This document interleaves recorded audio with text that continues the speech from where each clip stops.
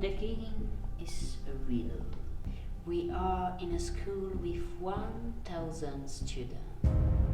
One night, a student died. Where and how it's happened? Is the victim a man?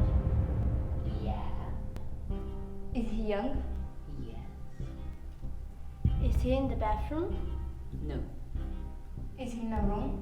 Yes. What's he doing? Is he playing? No.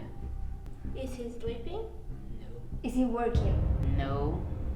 Is listening music Yes. On a radio? No. with headphones?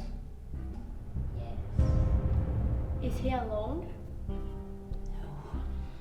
With a roommate or a teacher? No. We don't really know rights, Yes. We don't know. so it's a murder Yes. He killed a young man with a knife. Again. No. with a rope. No. No, it's a headphones. Yes. I know. It's a young man in the room. He's listening music. A man enter in the bathroom. He killed with child with his headphones. Yes, you did it.